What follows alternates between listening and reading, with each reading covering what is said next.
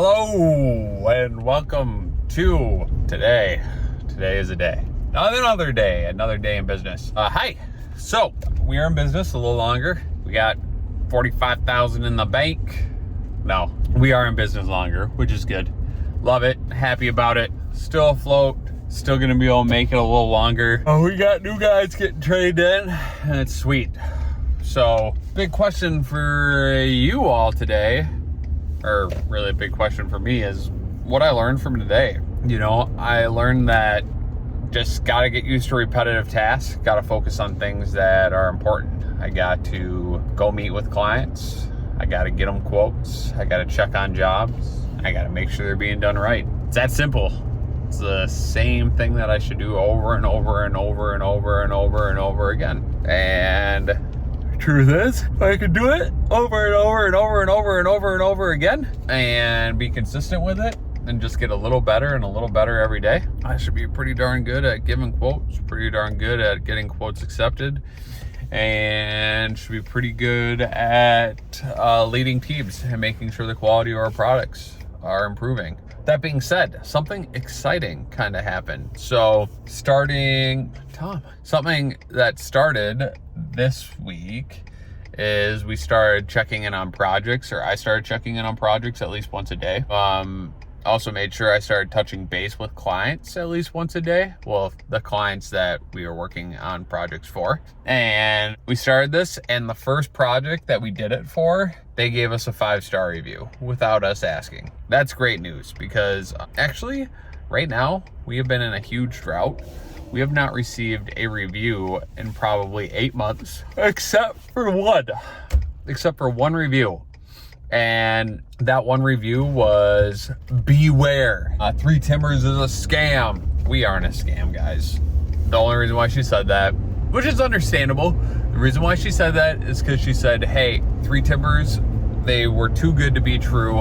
And believe it or not, that's what I thought at the beginning, and they ended up being too good to be true. This came from a client in Arizona. We were taking care of their maintenance. And if you guys look back at our videos, as you know, we got, in quotes, well, we didn't get screwed. We just didn't have the processes in place to make sure we gave general managers what they needed, I guess, or protect ourselves. So if someone quit, we could continue to do a good job. She said we screwed her. She said it was very unprofessional. She said that we just never even responded. That part I can say is frustrating, because we did respond. I sent out mass emails, and you guys saw this in past videos. If you want to look, just look it up.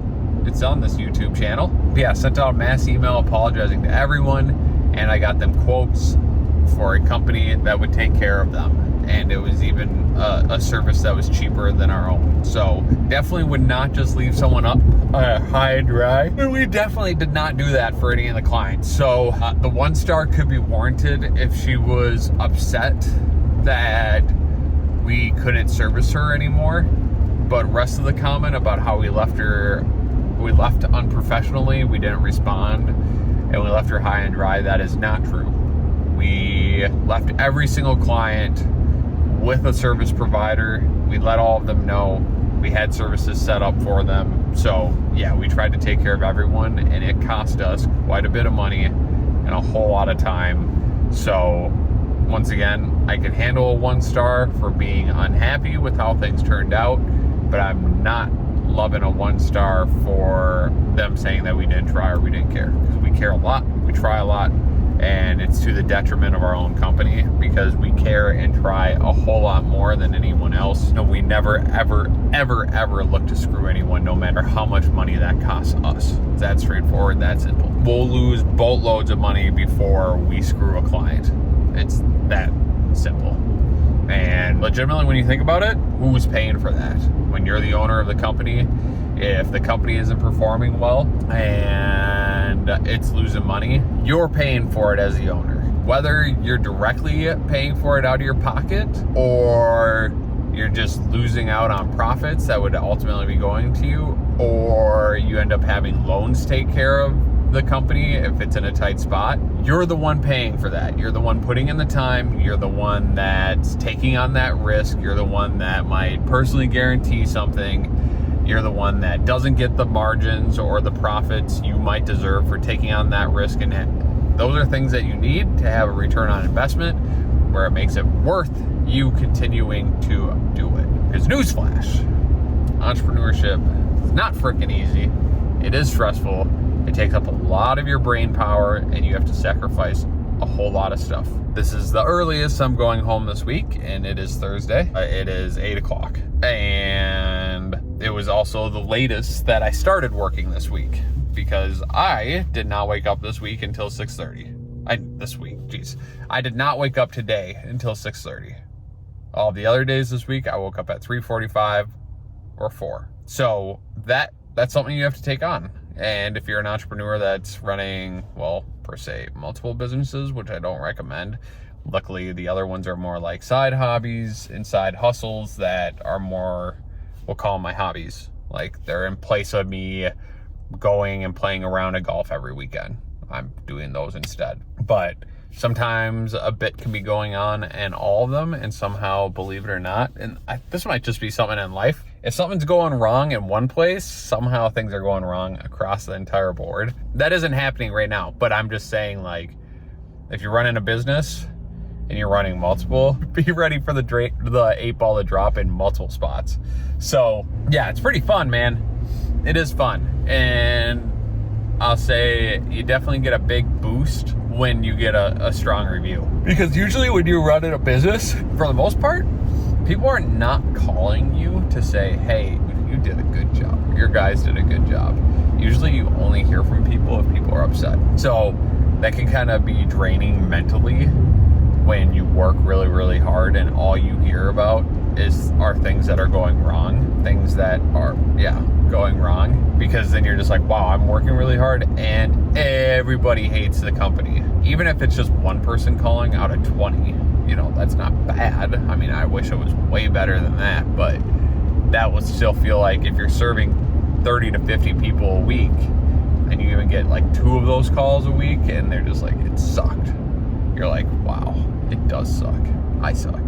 You blame yourself.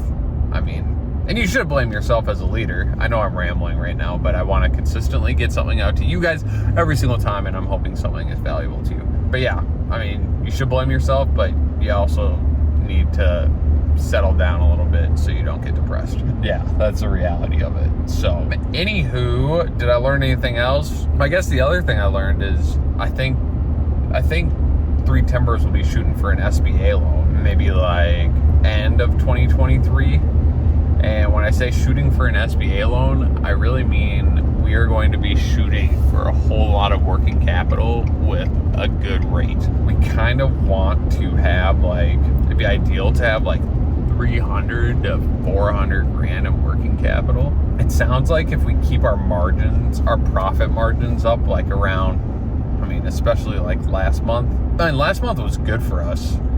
We did $50,000 or $50-something thousand in profit, and with that we bought some new equipment and stuff like that too. So July was a really good month for us. If we could keep that up through the end of the year, that would mean that we are Brian hates when I say this, but we'd be a very sexy company to give a loan to, which means we'd get very good rates. And essentially we'd have some, in quotes, even though it'd be 4%, we'd have free money that we could use for working capital. We could definitely turn that money into a whole lot better return. So that's kind of where we want to be moving into January, especially since we're going to be going to Arizona in January. I'll be going probably end of October and then November and December. But guys will start working in December again there, or at least we'll be moving guys from Minnesota to Arizona. And frankly, I am going to be back home because I got a baby coming. So I have a baby due at the beginning of February. And which means I want to make sure I'm at least home by the middle of January to be with my awesome wife that is the rock and is freaking the best in the world. She's the best partner you could ever ask for, both when it comes to business and life and just, being happy. So I need to get home to be with her, and while we expand our business once again, in multiple states, having a bunch of working capital to have a little buffer and relieve some stress, that would be freaking nice. I'm not saying you should just take on debt to take on debt if you don't need it, but it'd be like a 10-year term and we would just knock it out of the park. So if we could just dial it in through the rest of the year, we freaking figure that out. So that's another thing I learned. Sweet. Things are progressing. 5-star review is a progression. That's what we want. We want to become a company that is just full of reviews. That is what we are focusing on over the next couple months, and just giving an amazing experience to people. Wow, this car is moving slow. But yeah, so that's the focus. Okay, actually, one more thing. This video is getting, he's making a big pass. This video is getting a little longer because have a little thing going on at the co-working space. Tell me, what would you guys do? So we have a co-worker, he's the nicest guy. So nice. Like, I really like him. But he's so mother frickin' loud. And we have emailed him multiple times. And then my last email I sent was like super direct. It was like, dude, I'm sorry, I need your help and I don't know what else to do, because we've tried the emails, we've tried other things. Like, people are complaining. People are thinking about leaving the space because you're so loud. Like, please just tone it down or else we're gonna, need to do something about it. His response was like, totally understand, I can get really excited. And they responded with as well, like, people also need to understand, like, this is a co-working space. It's not a library. And like, you come here to get your energy up, and it's just good to have people around that are super energized, which is true. But if you're so loud that people want to cut their ears off, it's not that bad, but it's pretty close. Or they need to move around every single time they take their own phone call. Well, we need to make some changes. So how would you address it? Because I really like the guy, I don't want him to go anywhere. But also, I feel like we're getting to the point where I don't want to lose a coworker or co-workers just because one guy is loud. So I'd love to know your guys' advice. You guys are the crew that's helping me out, so I appreciate that. And yeah, so with that, peace out. Have a great night. Bye.